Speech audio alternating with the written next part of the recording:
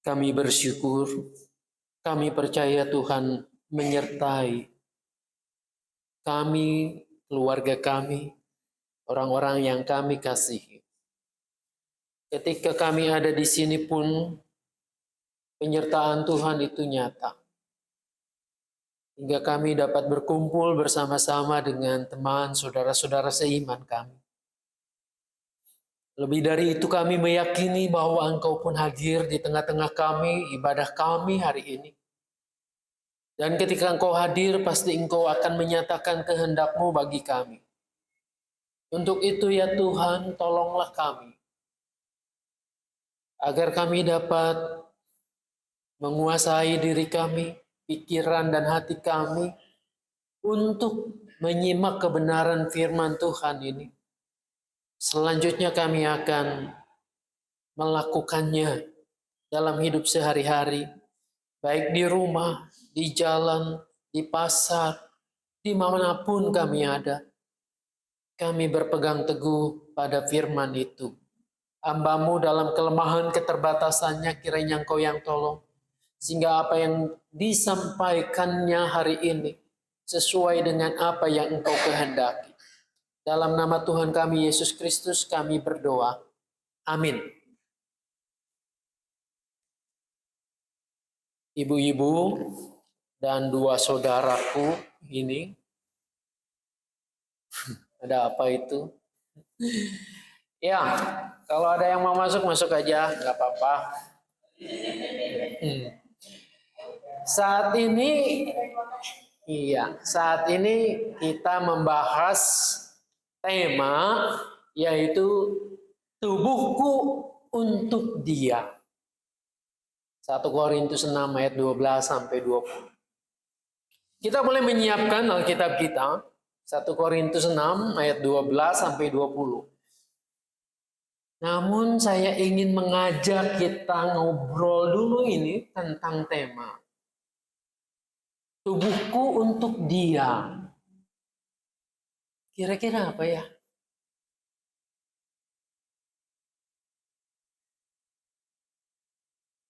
Kalau seorang yang sedang berpacaran, lalu seorang gadis mengatakan, tubuhku untuk engkau, kekasihku yang tercinta. Gombal.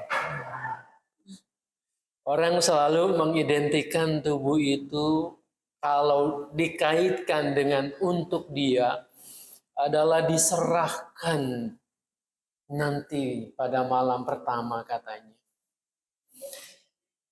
Tapi kan tema kita maksudnya bukan untuk itu ya. Meskipun nanti nyerempet-nyerempet ke sana. Bukankah yang nyerempet-nyerempet itu yang membuat mata kita melek ya?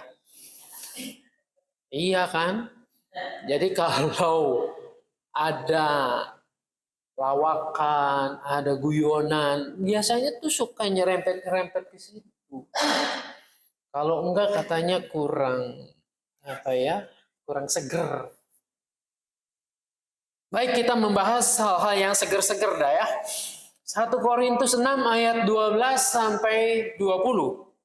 Kita akan membacanya, saya akan membacakan untuk kita semua. Di situ diberi judul oleh Lembaga Alkitab Indonesia, Nasihat Terhadap Percabulan. Nah, kan judul ini juga udah ngeri-ngeri sedap. Apalagi kalau ngomongnya di mangga besar. Ya, saya akan bacakan untuk kita semua begini. Segala sesuatu halal bagiku, tetapi bukan semuanya berguna. Segala sesuatu halal bagiku, tetapi aku tidak membiarkan diriku diperhamba oleh suatu apapun.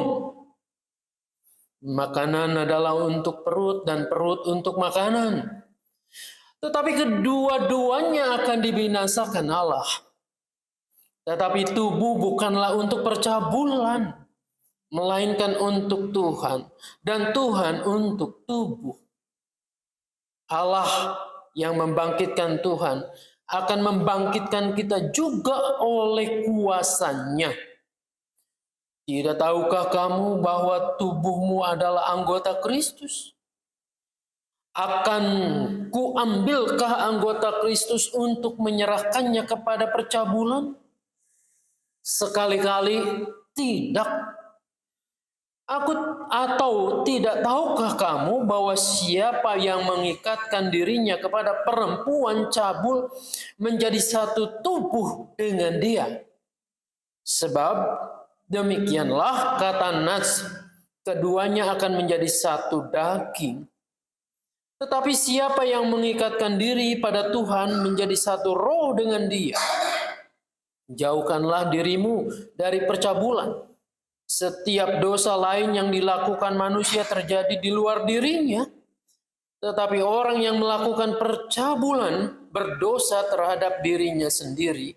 Atau tidak tahukah kamu bahwa tubuhmu adalah bait Roh Kudus yang diam di dalam kamu? Roh Kudus yang kamu peroleh dari Allah. Dan bahwa kamu bukan milik kamu sendiri. Sebab kamu telah dibeli dan harganya telah lunas dibayar. Karena itu muliakanlah Allah dengan tubuhmu. Sampai di sana yang berbahagia, yang mau mendengar, memelihara, menjaga firman Tuhan ini dengan melakukannya dalam hidup sehari-hari. Jadi ketika kita membaca bagian ini, perikop ini udah jelas nggak? Tubuhku untuk dia, maksudnya. Ya sudah, kalau udah jelas amin aja ya, khotbahnya selesai. Ya, ini surat Paulus kepada jemaat di Korintus. Saya membayangkan Korintus pada waktu itu sudah menjadi kota yang cukup ramai, kota besar. Kota, katakanlah mungkin sekarang sudah jadi metropolitan. Di situ ada pelabuhan yang cukup besar, ada berbagai macam orang berinteraksi di sana. Pada zamannya ini kota sudah maju, sudah modern pada zamannya. Tapi jangan diukur pada zaman sekarang. Ini kan peristiwa 2000 tahun yang lalu. Nah, ciri masyarakat yang modern, masyarakat yang ramai pada saat itu adalah ya pergaulan yang cukup bebas. Ada interaksi, ada pergaulan yang bebas. Selama itu dilakukan ya suka sama suka. Paulus mengingatkan nih, ada orang-orang Kristen yang baru menjadi anak-anak Tuhan. Jadi jangan pikir bahwa ini orang-orang Kristen udah lama di sana. Kan Paulus juga memberitakan Injil, ya belum cukup lama ketika ia bertobat berjumpa dengan Yesus. Jadi ketika memberitakan Injil bersama teman-temannya tentunya, ya Paulus juga kemana-mana, tidak selalu ada di suatu tempat begitu. Maka di sana melihat ada banyak tantangan yang terjadi terhadap orang-orang percaya. Tantangannya cukup menarik di kota Korintus ini. Selain tantangannya perpecahan, karena ada kelompok-kelompok dari mana-mana kan. Ini kota pelabuhan, kota yang cukup besar, maka orang-orangnya datang dari mana-mana. Latar belakangnya beda-beda. Maka di situ rawan untuk terjadi konflik perpecahan. Karena kelompok-kelompok tadi. Selain itu adalah budaya yang terjadi di sini. Yaitu budaya yang permisif. Yang melakukan segala sesuatu ya udah boleh saja. Pertama-tama soal makanan, Paulus mengatakan. Mengingatkan di situ. Bahwa Paulus mengatakan segala sesuatu halal bagiku. Wah, hebat sekali ini ya Paulus. Tadinya dia adalah betul-betul penganut Yahudi, dia orang Farisi yang memegang Taurat, yang sangat hafal mana yang haram, mana yang halal. Tapi ketika ia berjumpa dengan Kristus, maka hukum-hukum itu tidak lagi mengikat dirinya. Ya. Oleh karena dia mempercayai keselamatan itu datang dari Kristus, bukan karena mengerjakan detil demi detil hukum Taurat itu, tetapi atas dasar kasih karunia. Lalu dengan ini ia mengatakan semuanya halal bagiku. Nah, saudara-saudara, apakah dengan mengatakan semuanya itu halal bagiku lalu kemudian bebas? Semuanya digaras, semuanya disikat, semuanya dimakan, dimasukkan perut. Paulus juga pakai logika, pakai nalarnya. Apakah yang masuk dalam mulutnya itu, masuk dalam perut itu, apakah semua berguna? Ternyata tidak semua berguna. Malahan bisa mencelakakan dirinya. Belakangan ilmu pengetahuan dan membuktikan itu. Orang sakit itu sekarang kebanyakannya bukan karena kurang makan. Bukan karena kurang gizi. Bisa jawab sendiri kan? Tapi justru kelebihan. Kelebihan makan. Kelebihan gizi, tubuhnya tidak lagi bisa mencerna dengan baik. Perut kita ini kalau dia mau berteriak, rasanya perut ini juga berteriak. Stop dong, gue udah capek nih gitu ya. Pankreas ngejerit gitu ya. Ini udah banyak nih dikeluarkan untuk mengolah karbohidrat jadi sumber tenaga begitu. Ginjal juga sama, semua cairan harus diolah, diproses, disaring sama dia. Kita minumnya gula lagi. Terus apa? Banyak hal yang menggoda kita, kemudian ya udah, ya B1, B2, kita masukkan B3, B4, apalagi gitu ya. Jadi di sini protes gitu ya. Maka Paulus tepat mengatakan tidak semua berguna. Jadi saya ingat tidak semua berguna, maka apa yang diajarkan Yesus dalam doa Bapa kami itu cocok banget. Berilah makanan kami hari ini yang secukupnya. Kalau Anda dan saya makan secukupnya saja untuk perut, untuk tenaga kita, rasanya mungkin ya 50% lebih penyakit kita tuh enggak bersarang dalam tubuh kita. Kenapa? Karena ini dimanfaatkan semuanya.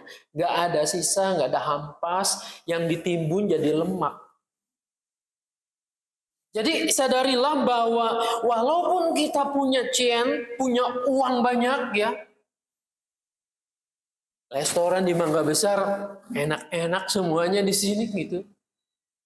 Kapan saja kita bisa beli.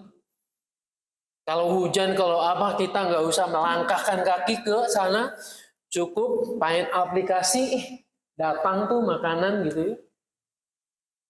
Jadi tidak semuanya berguna untuk tubuh kita. Nah ini yang hongnyam nih, yang bahaya ya. Yang harus kita sadari.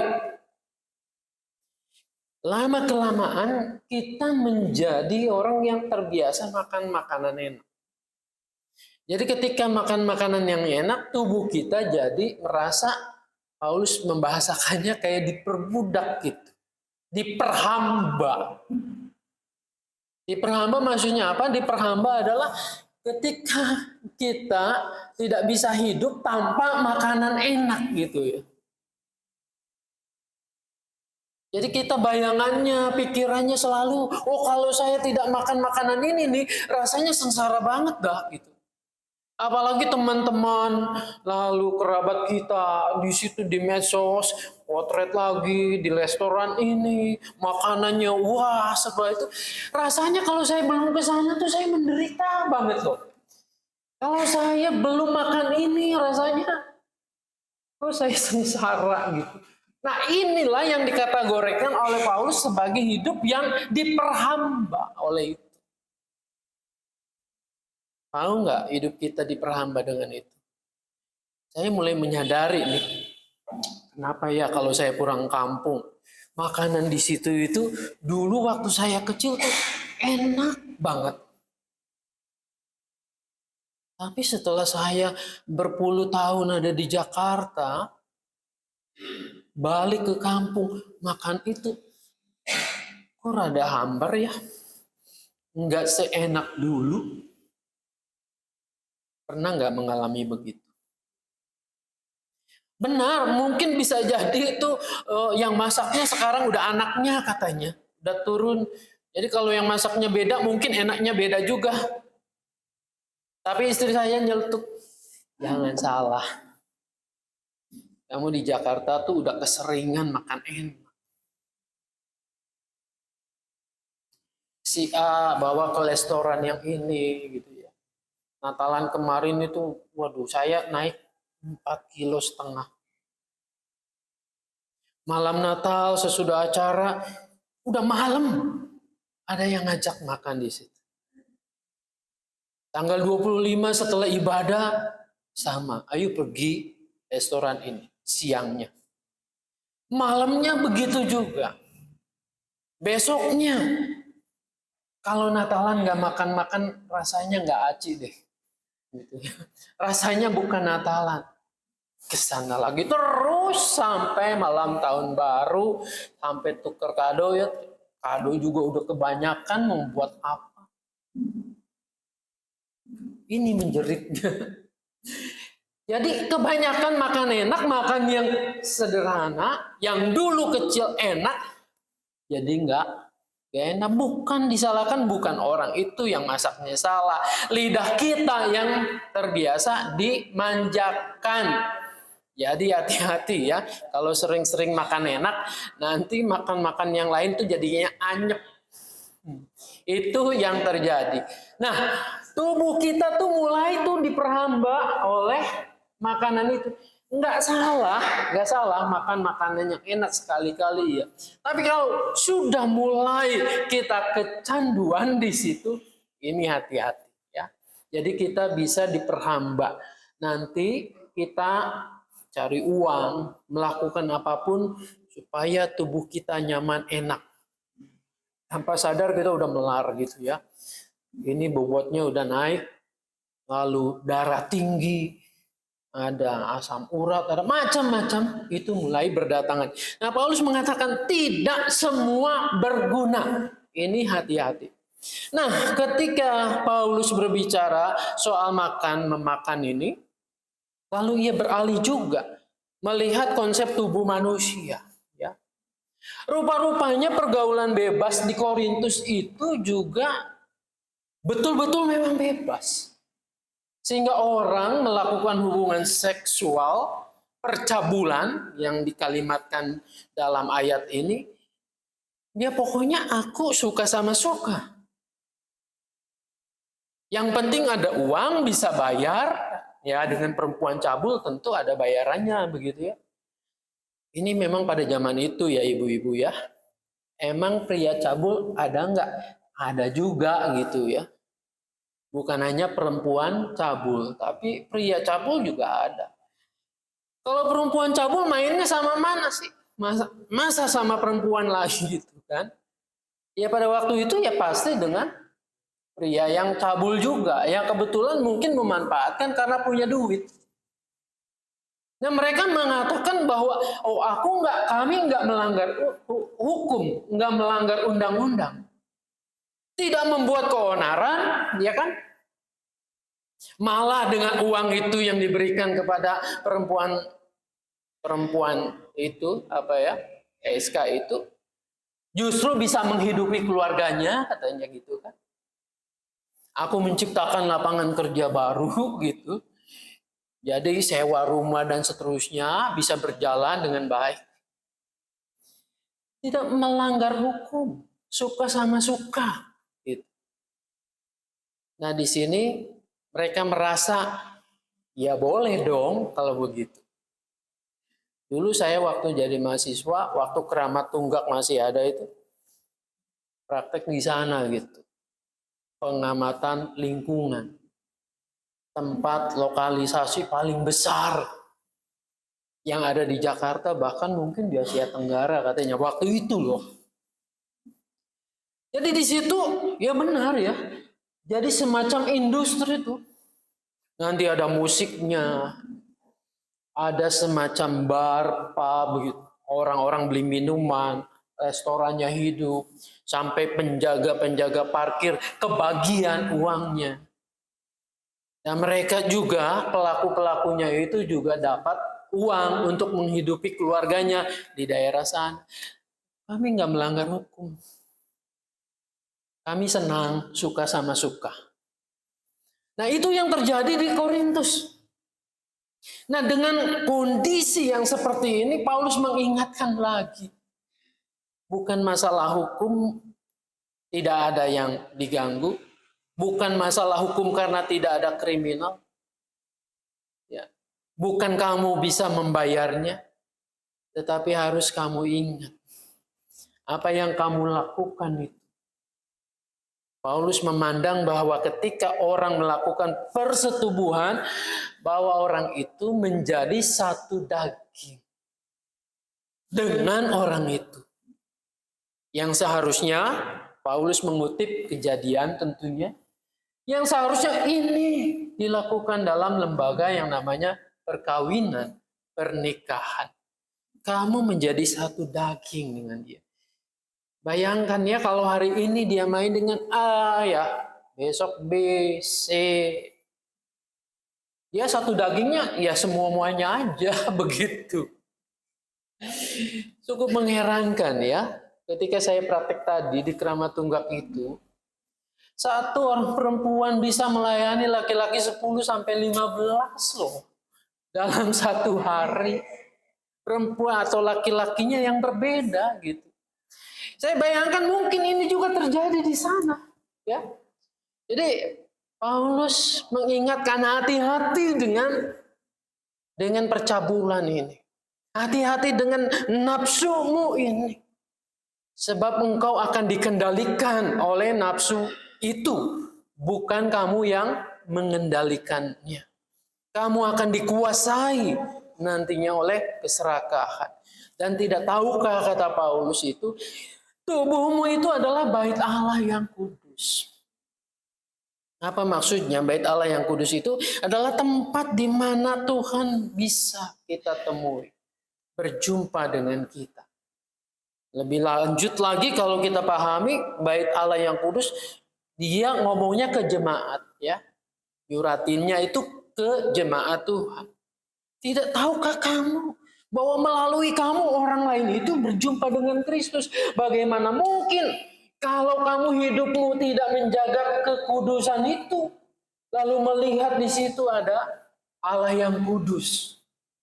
Nah disinilah Paulus mengingatkan. Ya nampaknya boleh semuanya dilakukan, tapi ada satu hal bahwa tubuh kita bukan milik kita sendiri. Nah kenapa tema ini menjadi penting? Tubuhku untuk dia, oleh karena melalui ayat ini kita belajar bahwa tubuh kita bukan milik kita sendiri, tapi milik Tuhan. Tubuh kita ini adalah pinjaman yang harus dipelihara dengan baik, baik dengan kesehatannya maupun moralitas tadi dari menjaga dari budaya percabulan itu. Maka ayat 20 juga menjadi penting buat kita. Sebab kamu telah dibeli dan harganya telah lunas dibayar. Karena itu muliakanlah Allah dengan tubuhmu. Jadi kita harus menyadari, kita semua yang menjadi murid-murid Kristus ini, Tuhan sudah menebus kita. Termasuk tubuh jasmani kita. Dengan darah Kristus. Jadi ditebus dan menjadi milik Kristus. Maka muliakanlah. Ini ya cenglinya begitu dong ya. Kita sudah ditebus menjadi milik Kristus. Maka muliakanlah Tuhan dengan tubuh kita. Bagaimana kita bisa memuliakan Tuhan dengan tubuh kita? Kalau kita pertama-tama soal makanan. Sakit-sakitan mulu. Ini sakit-sakitannya bukan karena memang ya itu yang harus kita terima begitu ya, tetapi karena kesalahan sendiri. Kita tidak mengendalikan keinginan lidah kita. Kita tidak mengendalikan apa yang ada di benak kita ini, sehingga menjadi manusia-manusia yang rakus dan akibatnya sakit. Bagaimana bisa memuliakan Tuhan dengan itu? Dan bagaimana juga bisa memuliakan Tuhan dengan tubuh kita kalau hidup kita itu cemar. Kemana-mana tadi itu ya, tidak bisa mengendalikan hasrat seksual kita. Nah disitulah pentingnya bahwa kita jangan menjadi batu sandungan, tetapi memuliakan Tuhan dengan tubuh kita, dengan seluruh keberadaan kita. Jadi hati-hati, kalaupun kita punya uang, kalaupun kita bisa membeli segala-galanya, keinginan kita, tetapi yang Paulus katakan, tidak tahukah bahwa tubuh kita adalah bait Allah. Dan tidak semua yang kita inginkan itu, yang kita boleh kita makan, boleh kita lakukan, berguna untuk tubuh kita. Dan ingat lagi, kita harus menjaga kekudusan di tengah-tengah dunia yang cemar ini. Kiranya Tuhan menolong, memberkati kita. Amin. Silakan bersaat teduh sejenak.